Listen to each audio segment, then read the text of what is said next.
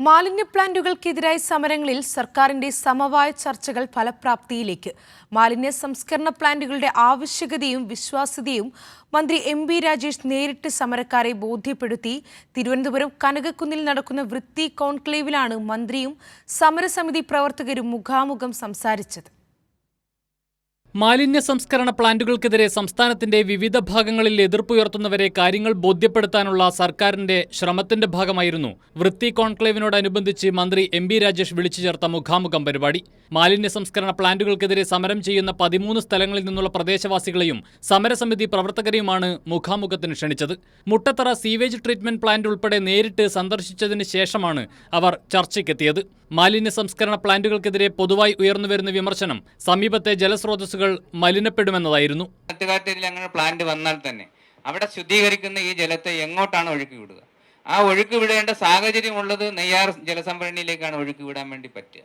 അപ്പൊ അങ്ങനെ വരികയാണെങ്കിൽ ആ ശുദ്ധജലം മലിനമാകുമെന്നതിൽ യാതൊരു വിധമായിട്ടുള്ള സംശയമില്ല. ആ ഒരു ബുദ്ധിമുട്ട് അല്ലെങ്കിൽ ആ ഒരു പ്രശ്നം നമുക്കത് ഒരു വലിയൊരു പ്രശ്നമായിട്ട് മുന്നിൽ നിലനിൽക്കുകയാണ്. എന്നാൽ മുഖാമുഖത്തിലൂടെ മന്ത്രിയും വിദഗ്ധരും ഉൾപ്പെടെയുള്ളവർ ഇത്തരം തെറ്റിദ്ധാരണകൾ നീക്കി. നമ്മൾ തമ്മിൽ തുറന്ന് സംസാരിച്ചതാണ്. നിങ്ങൾക്ക് പറയാനുള്ളതെല്ലാം കേട്ടു, ഞങ്ങൾക്ക് പറയാനുള്ളത് നിങ്ങളും കേട്ടു. നിങ്ങളും ഞങ്ങളും എന്നില്ല.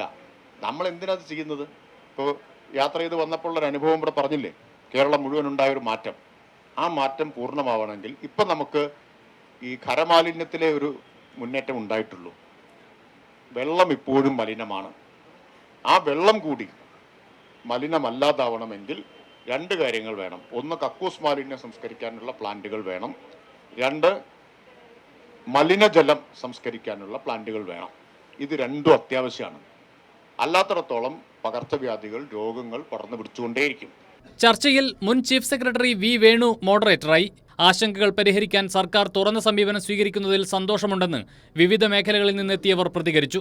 സംസ്ഥാനത്തെ വിജയകരമായ മാലിന്യ സംസ്കരണ പദ്ധതികളെക്കുറിച്ചുള്ള ഡോക്യുമെന്ററിയും മുഖാമുഖത്തിന്റെ ഭാഗമായി അവതരിപ്പിച്ചു. കൈരളി ന്യൂസ്, തിരുവനന്തപുരം.